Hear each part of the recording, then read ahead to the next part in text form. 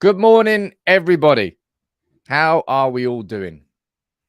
It's been a wild west week. That's what I would call it. The takeover of Manchester United has been exactly what you would expect of a club that's owned by the Glazers.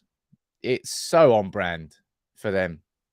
I can't wait until they are nothing but a bad memory at this football club. But this morning, I will speak through and I will try my best to summarize everything that's happened in the last 24 hours. From Rio Ferdinand's video where he's saying there's an imminent takeover from the Qataris to the stock price absolutely skyrocketing 15%, to Reuters saying that the Qataris are entering exclusivity negotiations, to now today RMC Sport in France are corroborating what Reuters are saying. And they're going a step further, saying it's going to be formalized. On the contrary, you've got Simon Stone, James Ducker, the main football journalists in the UK saying otherwise. You've now got Mike Keegan saying that it's going to be 8 to 12 weeks before the takeover is completed. And then I've met, it's the transfer window. There's another name added onto that board there. We're speaking about Onana from Inter Milan. We're speaking about Caicedo and Chelsea. We're speaking about Declan Rice. We're speaking about, oh my God, this is going to be a ridiculous show. Absolutely ridiculous. I've listened to 2 podcasts this morning. I've read through like 7 articles. I'm trying to absorb everything. It's going to be a busy show, but good morning. Who's down here in the comments? Danny Quinn, you're there. Alex, I can see you. How you doing, buddy? Kevin Conway, Amy MUFC. We've got Edred Jones on Facebook. Good morning to you. T, you're there. Ash? Well, I'm sure there's an Ash here. Ant, you're there as well. Alex, Josh, Mosin. We've got Mark Andrew Paul, Gerald Morrison on Facebook. Good morning to everybody. All right. What I will say at the start of this show is last 2 weeks, I've had the time to create an interactive quiz. I haven't had the time to do it today. But what I will do is this. You can see this, right? This is all wrapped up. Still in the packaging. Let me open it for you. Isn't it satisfying opening things? I'm going to do a giveaway today. If we can reach 1,000 likes on this video, right? I'll give away this bad boy. It's the brand new Stan Chow, very Lenin inspired, with Eric Ten Hag. All power to Eric Ten Hag. That, thank you very much, Stan, sent to me. And that I'm going to give away to somebody. If we reach 1,000 likes on YouTube, I'll just choose somebody at random and give it away. All right. So today's interactivity is not the quiz. It's just going to be a giveaway. And that's that. All right. So if you want that, just drop a like. This might be one of my favorite ones, actually, because I did history at university and I did a lot on the Russian Revolution. I did a lot on Russian 20th century history. So that's pretty cool for me. So yeah, I've got a big bad boy one going up there, but I just haven't put it up yet. There's something I want to start this show with, right? That I consider a really important point and fact to make. Yesterday, when the Reuters story broke, we were live here, live and direct, and it started to go crazy. And then, following that, Ben Jacobs said to the contrary, that he's being told that there isn't right now any exclusivity.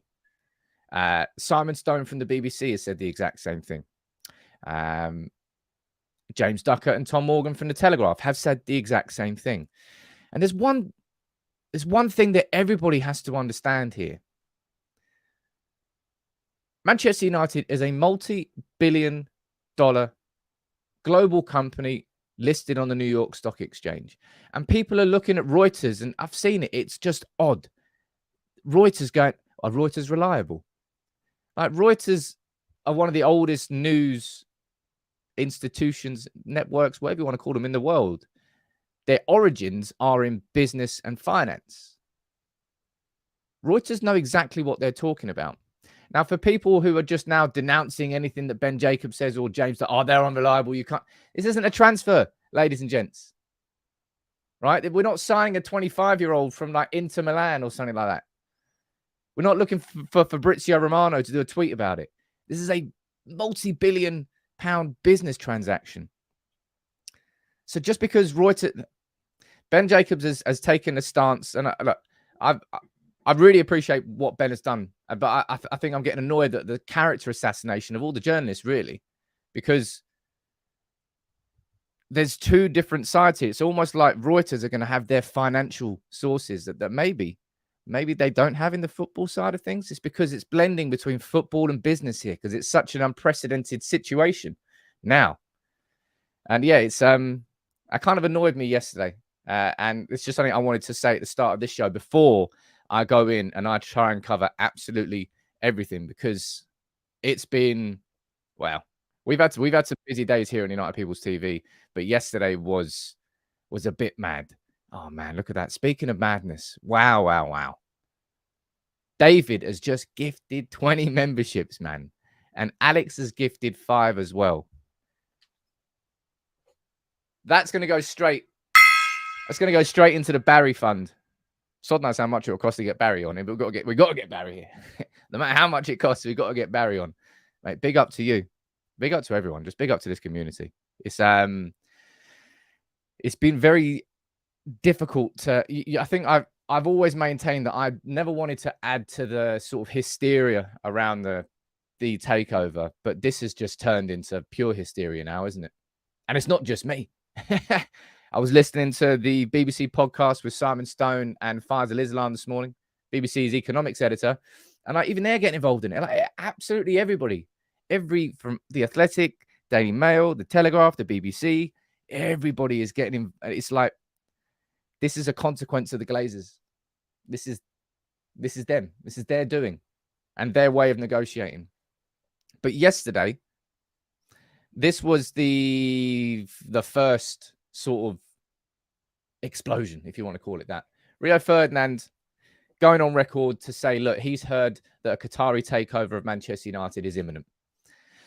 And there were plenty of people who said, well, why are we listening to what Rio's got to say? And I'll be like, I can understand that to a certain degree. Kind of what you say, that's what you would say about anybody, right?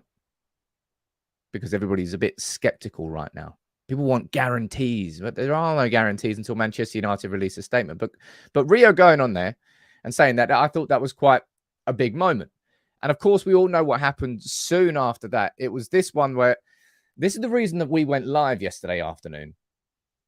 INEOS, or not INEOS, 92 UK Holdings Limited were officially incorporated as a business in the UK.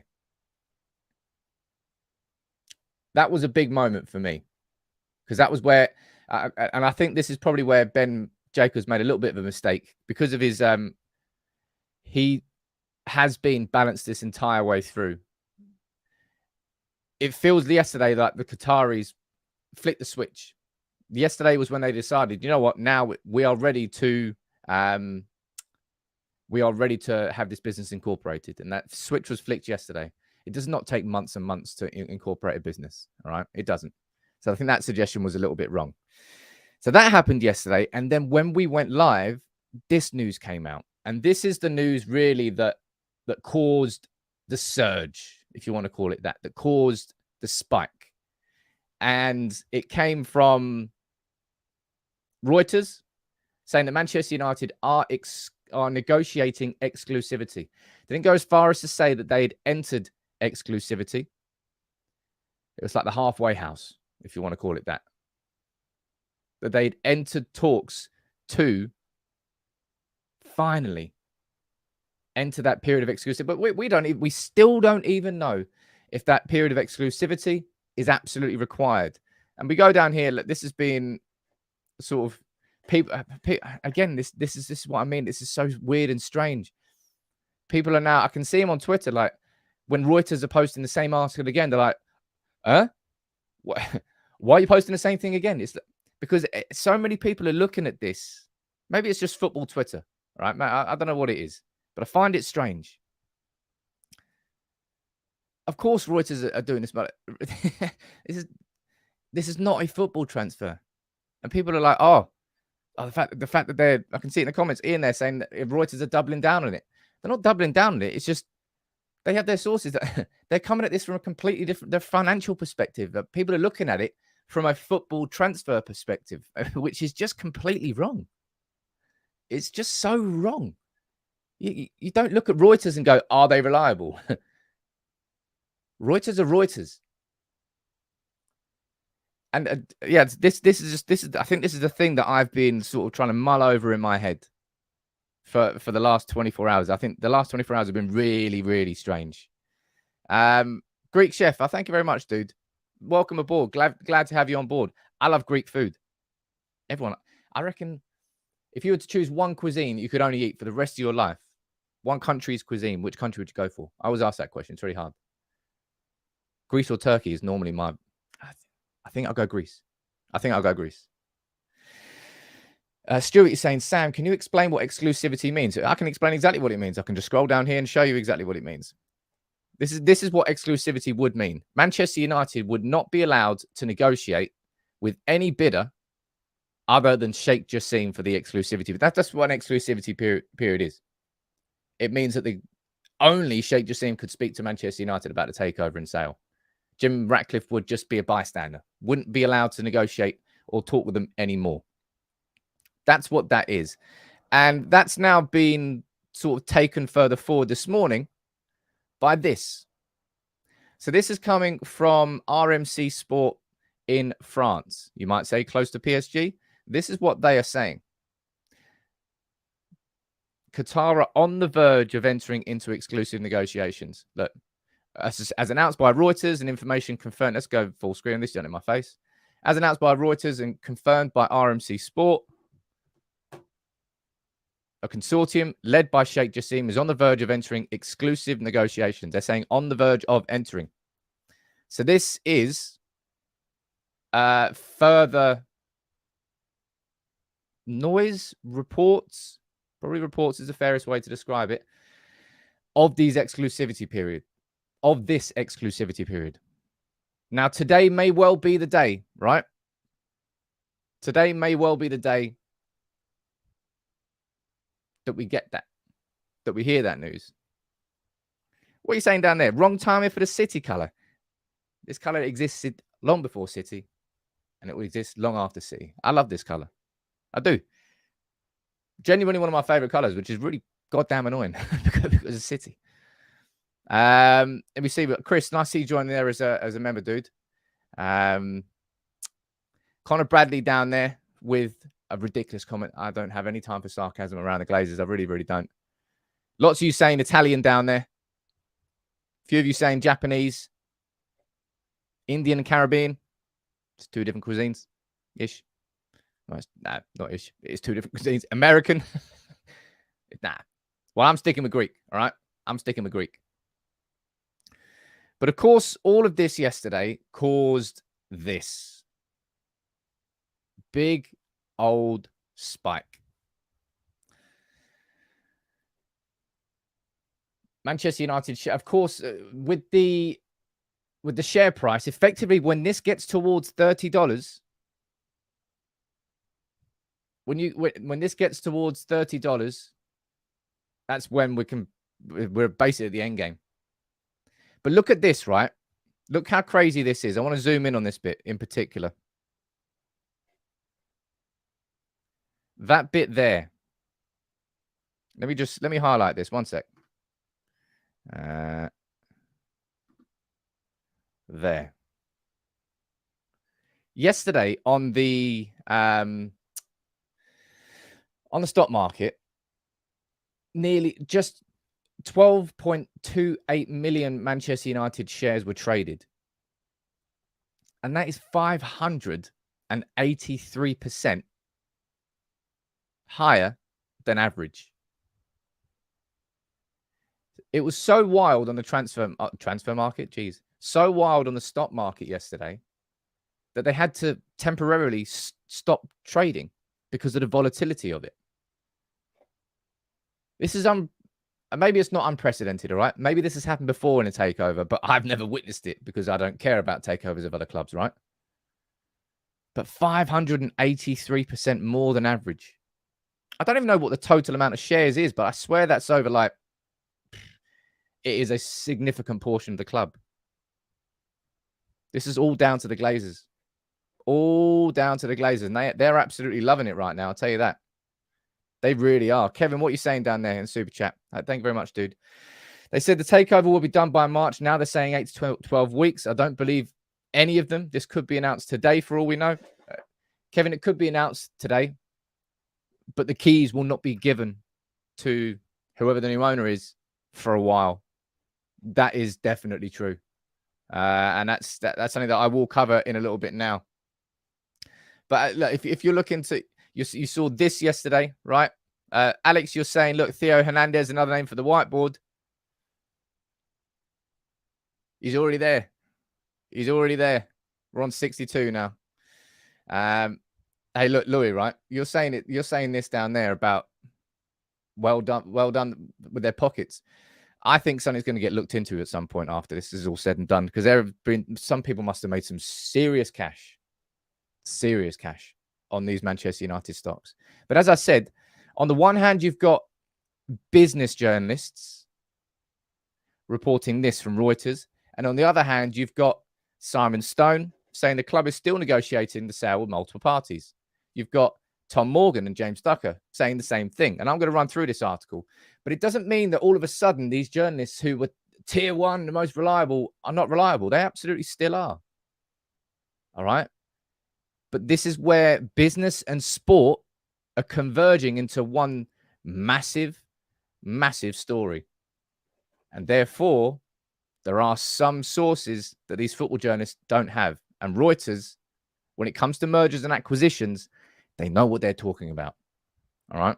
So I'm going to go through and read what James Ducker has been saying this, because a little bit more information. All right. And what I will say one more time before, just in case anybody's just tuning in, today we're not doing a live interactive quiz, which I've done for the last couple of weeks. I'm just going to do a giveaway. As soon as we hit 1,000 likes on this video, I'm going to just choose someone random in the comments and I'll give this bad boy. It's the new Stan Chow print, A3 size from the latest United We Stand cover. And it's a wicked one.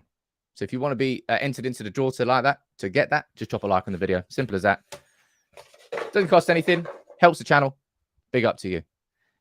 Lyle, I think you sent a super chat, dude, but there's nothing there. So send in another comment. I'll try and read that out. Alex, we will still do the map a little bit later in the show. I've got that open. Jibak, you're saying, sale notwithstanding, we need to start finalizing signings. Even one or two will lift a lot of pressure from the club. Hey, dude, I'm going to speak about transfers in a little bit. We've still got 2 or 3 really important talking points around the takeover to run through, and then I'll run through transfers. But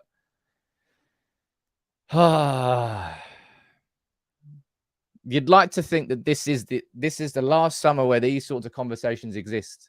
If we were to fast forward 12 months, we should just be allowed to purely focus on transfers, on signings, on how the season had gone, and what we need to take our team up a level. But this is just this is a mad summer, man. I thought last summer couldn't really get. I thought we couldn't get crazy in that De Jong situation. Now it's about to get even more crazy. But look, let me run through what James Ducker and Tom Morgan had to say from the Telegraph. Man United share trading paused as Qatari rumours swirl. Man United share trading on the New York Stock Exchange was temporarily paused due to volatility sparked by speculation. That's something we just discussed there, but there's some more information and new information here. Multiple sources close to talks played down claims from Reuters that Sheikh Jassim is negotiating exclusivity ahead of his rivals in the battle to buy the club. That's not new. What's written next is new. Effectively, the same could be said of Jim Ratcliffe. The INEOS owner is known to have flown to New York for talks within the past month. So Jim Ratcliffe has been trying everything. And I listened to 2 podcasts this morning. I listened to BBC's podcast, Simon Stone and Faisal Islam. I'm going to try and get Faisal on the show. I think I found his email. I've tried my best to communicate to him. Hopefully I can get a response and hopefully I can get Faisal on the show. I think he'd be a very interesting person to speak to about this from a financial perspective. So I think we've basically reached the stage now where we're getting we are in the end game. And therefore, it's kind of moving away from football and it's moving towards business. And it's getting towards the business side, the legal side. And that's where business journalists now will probably have access to more information than the football journalists. It's not to say that they are unreliable. It's just to say that's a different sort of industry. And that's something I don't think a lot of United fans are really comprehending and understanding. Something I'm finding very strange about this whole process. Let me see what you're saying down there in the comments. I think somebody sent a super chat. How you doing, Big Gay? What are you saying? Big Gay Al, do you remember him? Great character from South Park. To be honest, lads, I don't mind missing out on big signings as long as we get these bums out here. I know it's hard, but screw it. Our priority right now is freedom. Braveheart might be my favorite film. I love Braveheart. Still do.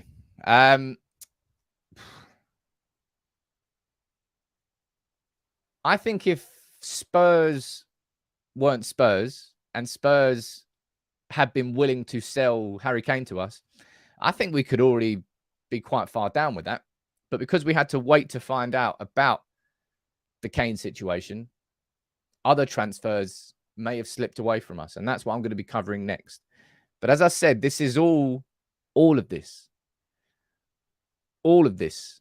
is completely down to the Glazers. This has gone exactly as they would have wanted it to. They are the biggest benefactors to this whole situation, dragging it out, smoking out another bid from Sheikh Jassim. They managed to do it, squeezing it, using both parties against each other. As far as the Rain Group goes and the Glazers go, everything has gone swimmingly. Everything's gone perfectly. The Glazers are the biggest benefactors. These fucks. I don't think, or maybe, of course, United fans understand the damage that they have done to our club is going to take a long time to repair. It's repairable. It's absolutely repairable. But it's going to take a long time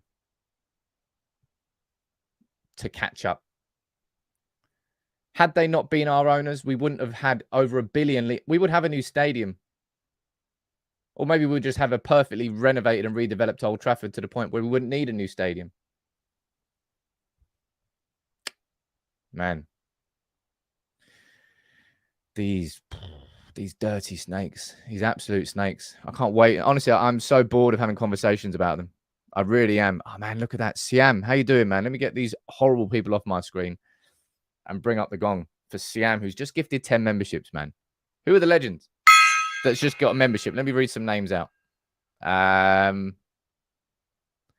What?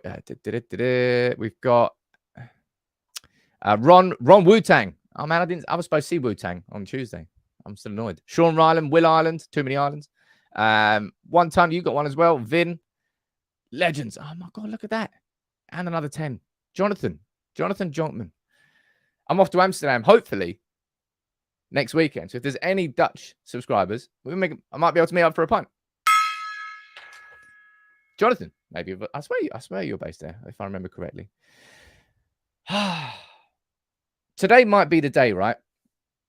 Today might be the day where we get that announcement of a period of exclusivity. I imagine that's as far as it would go. That's just my instinct. That might be completely wrong. They might announce a deal. I don't think they will, because I know full well this is going to take some time. I was speaking with a couple of lads in the WhatsApp group yesterday about how long will this process take next. And I thought somewhere between 4 to 6 weeks at an absolute minimum. But Mike Keegan and Matt Lawton both saying now that it's unlikely that a new owner will be in place before the start of next season. And they're saying that from this point here, it could take another 8 to 12 weeks. Which shouldn't really come as too much of... Look, I wouldn't say that's surprising. Because trust me, and I think I've maintained this the whole way through, the Premier League are really, really going to make this difficult for United if it goes down towards the Qatari side of things. The scrutiny that's going to be on that, they're going to turn every single stone. There's going to be delays. It's going to be way more intense than anything Newcastle did or anything City did. You might say that's wrong. It is wrong. It's Manchester United. We get extra scrutiny. That's what happens. And has always happened. And it will happen with the Qataris. So I'm going to read through these articles here from Mike Keegan and Matt Lawton. And then we're going to move on to transfers. And there are some big conversations. It's not like little itty bitty transfer news. It's big transfer news around Onana, around signing a new goalkeeper, around Moises Caicedo and Min Jae. There's so much that we still need to discuss, but let's run through and finish this first. Oh my, whoa. It really is raining in here. It's not because it's hot as hell outside. Boz, you just gifted 10 memberships, and Mr. Creed, tell you what, I'm going to join in. You all inspire me sometimes. Oh, no, wrong button. I don't want to get membership. I want to give memberships. Let me drop 10 down there as well. Oh, look at that. We're on 718 likes. I think we're going to be reaching the magic 1,000. And then somebody in the chat is going to get this bad boy. I think this might be my favorite. I'm a little bit biased because I did a history degree, but I do love that one. Legends to all of you. Gongs all around.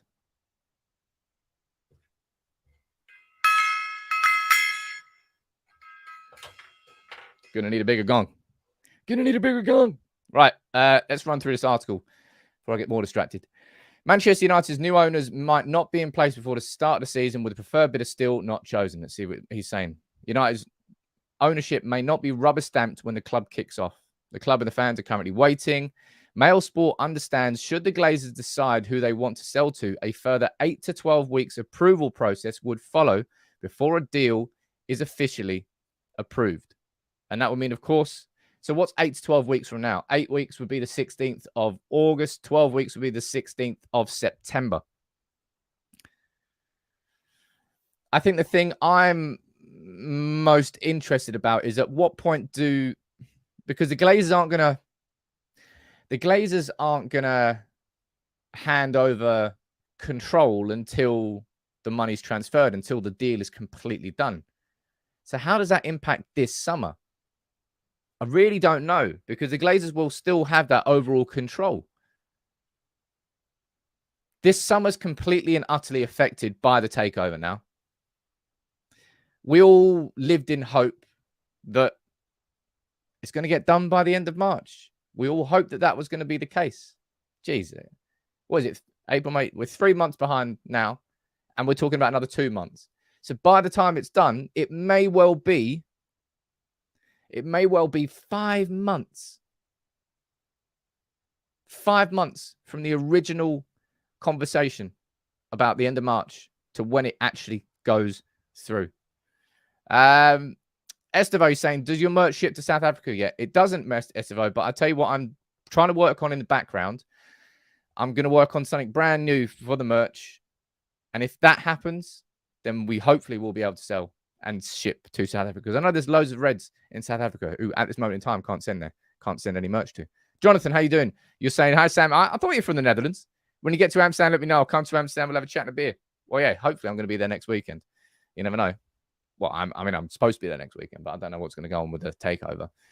And then on the opposite, something that I've noticed in the last, I don't know, maybe 2-3 weeks has become more apparent, is that Mike Keegan and Matt Lawton, whoever their source is, it's the exact same source.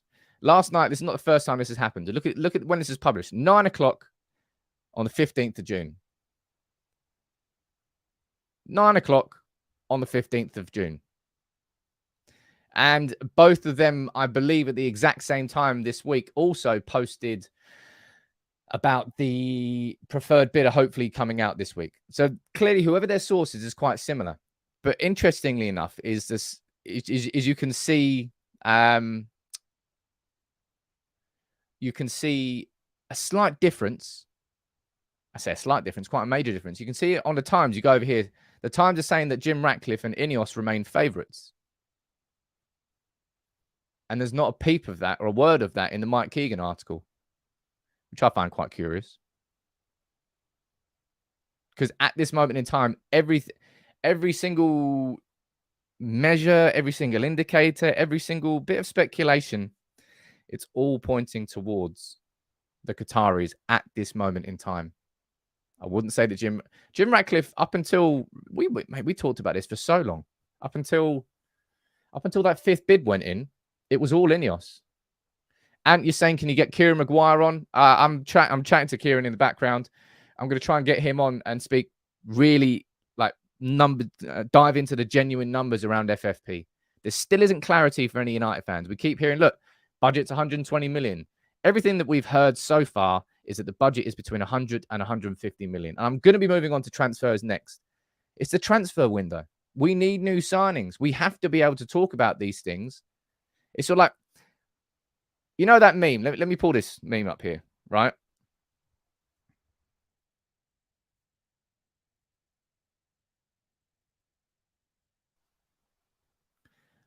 This feels absolutely exactly what's going on, right? Imagine the dog in this is Manchester United's transfers. Because somehow John Murtough, Eric Ten Hag, Andy O'Boyle, anybody who's working on transfers in Manchester United have to just pretend that nothing else is going on, that nothing else is happening in the background. But it's just not the case. Everything's fine. Everything's completely fine. And it is the total opposite. That pretty much sums up what Manchester United is right now. And we have to hope that, we have to really hope that we manage to get things done. Now let's move on to talk about transfers. And I can see quite a few people talking down here in the comments. And I think I've just seen, yeah, I have seen that. This is big news as well. Before we move in to talk about the transfers there, Manchester United have just confirmed here that Alessia Russo is going to be leaving the women's team. I think she's going to be going Arsenal, isn't she? I think there was massive, we know we're talking about how the men's team doesn't have enough investment, X, Y, Z. The women's team made great strides this year. Just fell short of the title, got a spot in the Champions League for next season, but they're massively under. I'm not underinvested. They need more investment. Right? Just like the men's team. Both our men's and women's teams right now are being hampered by the owners and the ownership structure of our football club. And that's a big one. Really is a big one. Not good news. Not good news there. You're too slow. Just come to the point. You keep pausing after 3 to 4 words. Right. Just a little pause there for you, mate. So that's as far as we need to talk about everything that's happened with the Qatari takeover. I've tried my best to summarize everything. I know it's frustrating, but man, it's the Glazers, man. The Glazers. This takeover is, yeah, it's going to be unrivaled for all the wrong reasons. All the wrong reasons.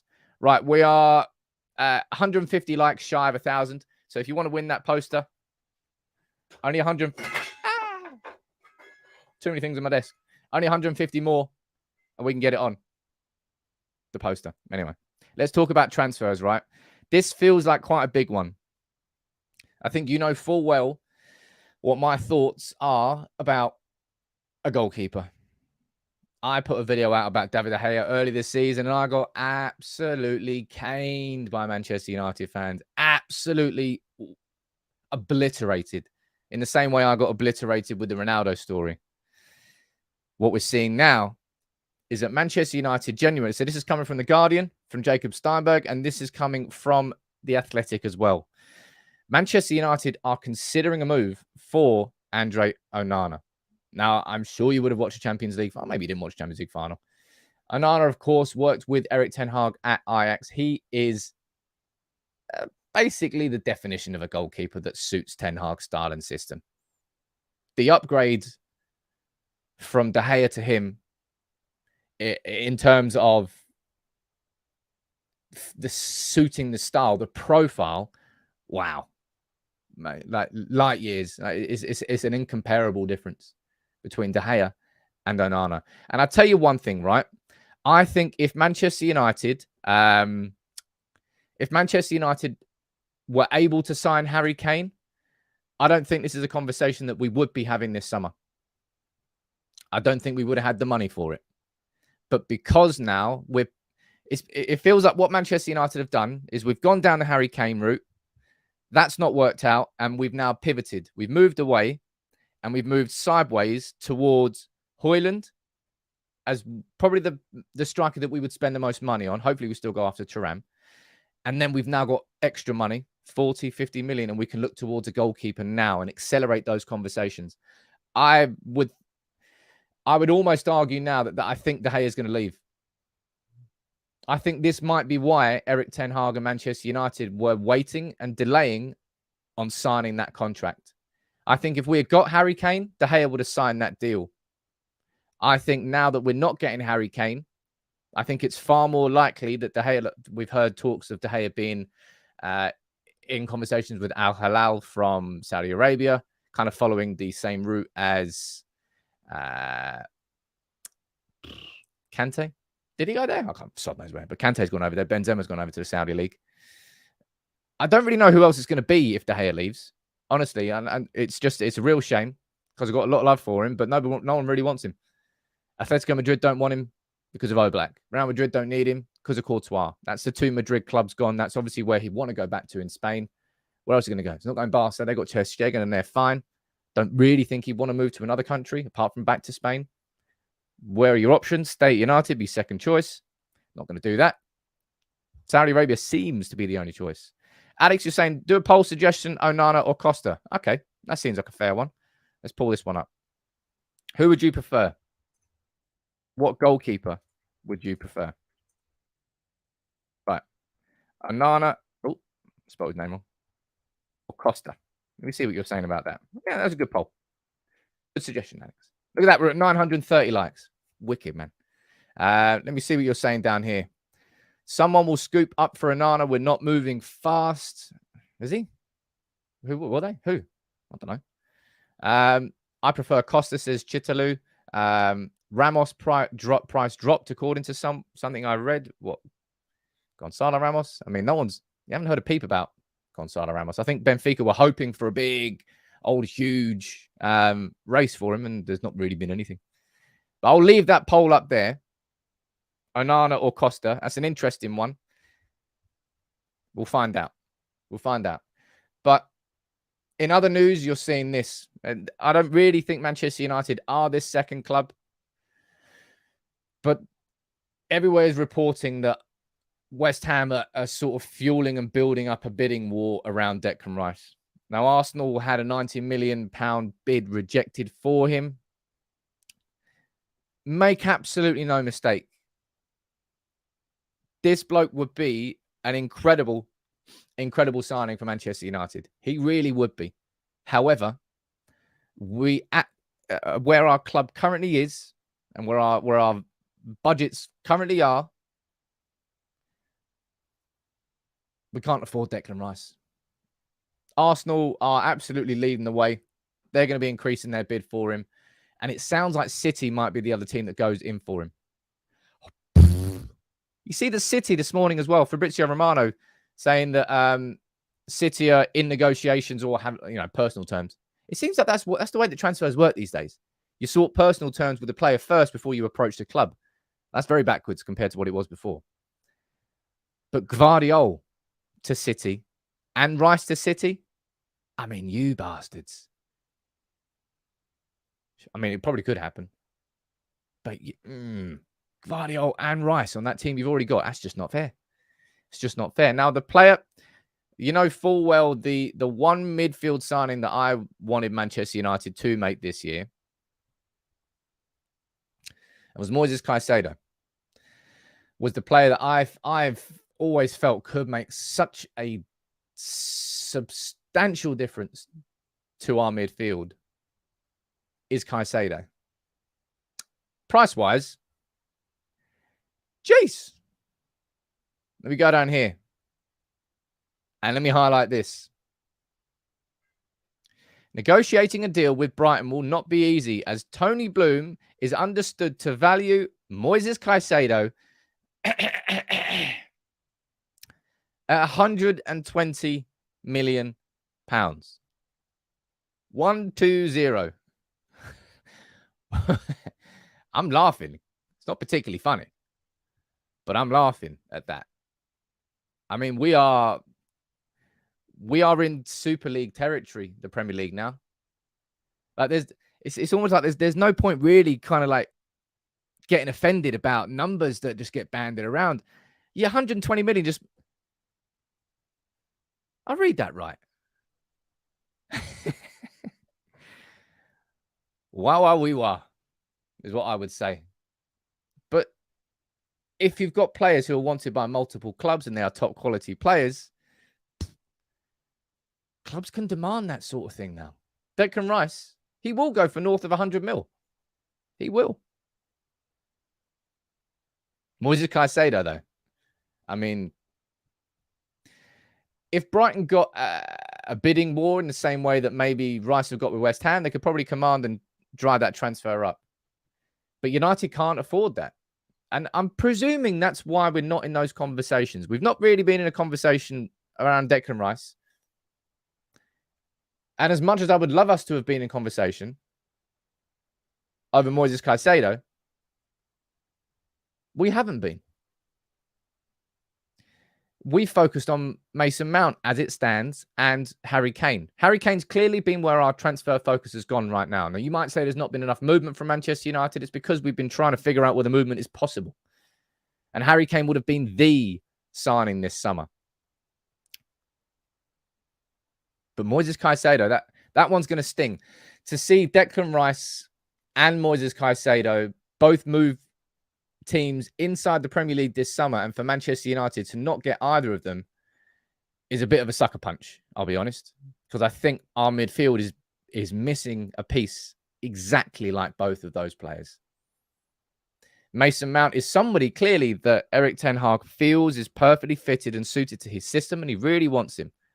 So as much as I might disagree with it, and as much as plenty of you would argue against it and say that the focus should go elsewhere, that's what ten Hag has been going for. It's not to say that we won't sign a midfielder, but the way that this is going, I think it was kind of fair to have his name down there. The way that this is going, it feels more like we'd sign Adrien Rabiot on a free than we would spend big money on that sort of midfielder. Hey, I'm just a messenger. Don't shoot the messenger. A couple of super chats here. Let me read these out. Estevo, how you saying? Last I heard, Brighton wanted 100 mil for Caicedo and McAllister. Got Alexis for 35, 65. Look, it is ridiculous, but it's the Premier League, man. The money inside the Premier League is astronomical compared to all other clubs inside Europe. So that's why these fees are going wild. Absolutely wild. And getting offended about transfer fee. It's not about getting offended about transfer fees. It's just very hard to, I don't know. It's kind of hard to accept not hard to accept the reality, but you look at a transfer fee and you go, Declan Rice for 100 mil. No chance. It's probably going to happen. It's just that transfer fees are so far removed from the reality of what we thought football was to what football actually is now. So much money is required.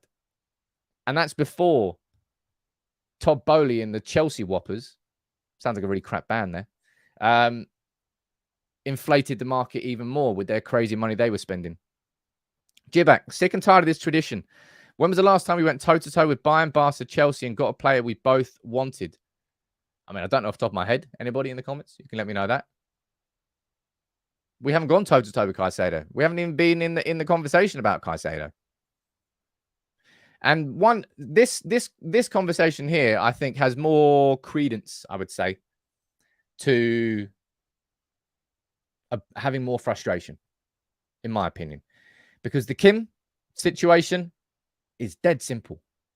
He's got a 47.5 million release clause, which for a player of his quality, his experience, and his age, is ridiculously undervalued in the current transfer market. Hey, we just talked about 120 million for Moises Caicedo.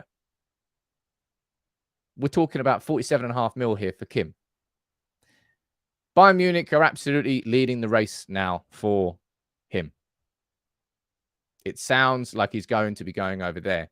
Now, I've made this abundantly clear since day one. All the noise around Kim to Manchester United has just been coming from Italy. It's been pretty constant. But it's been from Italy. Not really much has been said from the football journalists that we know, understand, and trust that know Manchester United's plans.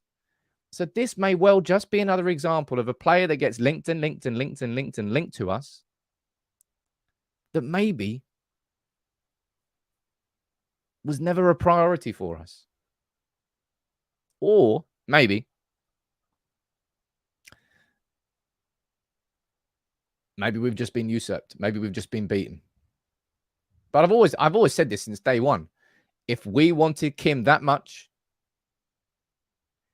you could have just paid a few million over his release clause. And Napoli would be like, well, we may as well take that bid now. Well, I'll take that bid, or we wait a few months and get a couple of mil less. I thought Kim would be a massive signing. And I think it would be a great signing for Bayern Munich. They've got Upamecano and De Ligt and Kim. Then maybe they'll play three at the back. I don't know. For me, it feels that a lot of frustration among United fans when it comes to this Kim or missing out on Kim has been fueled by just tons of speculation coming out of Italy. I think I'm more annoyed at the fact that we haven't bloody been in for Caicedo. Like, why are we not in for Caicedo? And it must be a money thing, because if Mike Keegan's correct, that budget is 120 mil. I mean, how are you spreading that? We're going for 50, 60 on 50 thereabouts for Mount, 50, 60 on Højlund. That's 110. That's 100, 110. It's a lot. Of course, all of this, we know full well that it's all related to this. It's all related to the takeover. Our inability to look, our ability to be linked with a player is absolutely unrivaled. But our ability to make bids, to actually formalize in any interest right now as it stands, is still being delayed by this.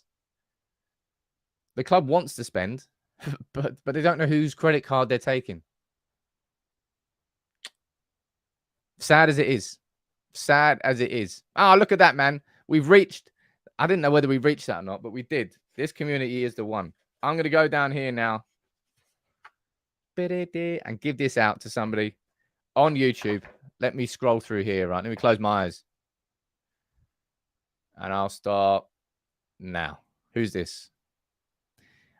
Israel Kemi. You remember on the channel now? Let me go down here. This is a comment that you've typed in. Right.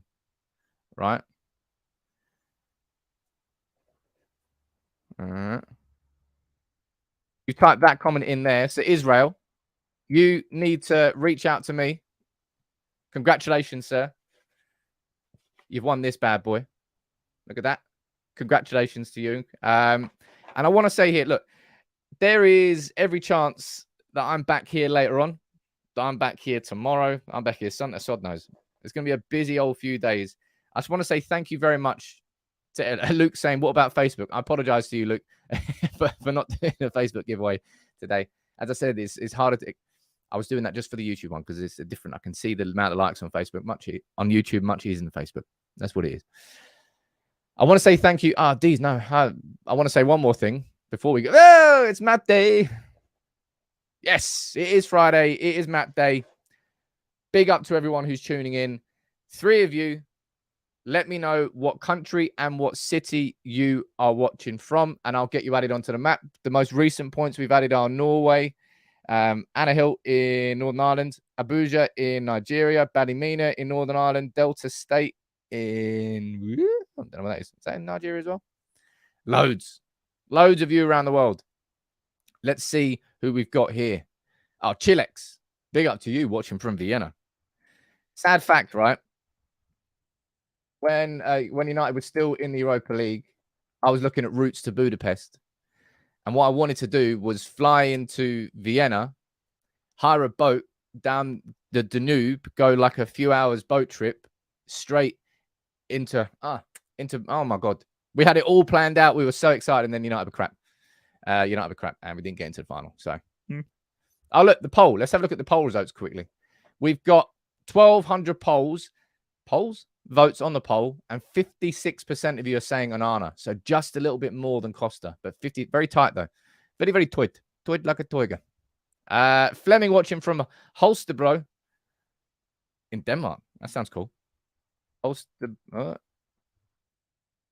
Central Denmark region. On you go, sir. Welcome aboard. Let's get one more on. Gerald watching from Accra in Ghana. Big up to you, man. I miss Ghana. I had a great time there for a few months. Let's get one more on here. James, you're watching from Southend. Big up Southend. Arnold watching on Facebook from Kampala in Uganda. Welcome aboard, sir. From Kampala in Uganda. Awesome. Man. It is the best thing about it. I remember when I spoke to Andy Mitten when we had an interview, it was wicked. And he was just explaining how much appreciation he's got for fans around the world. And when he was meeting fans from Pakistan and meeting fans from all the Chicago Reds, he was mentioning. Yeah. United is a great club, a global club. And I can't wait until these bastards are gone. Maybe that'll be a little bit later today. We'll come on. We've got the announcement over a preferred bidder or the announcement over a period of exclusivity. I'll be here if you do. So make sure you please drop a like on the video. Make sure you subscribe, become part of the community. I'll be back later. Maybe I'll be back later anyway with my lunchtime video, but I will be back later on live if we need to. Much love to everybody. Take it easy.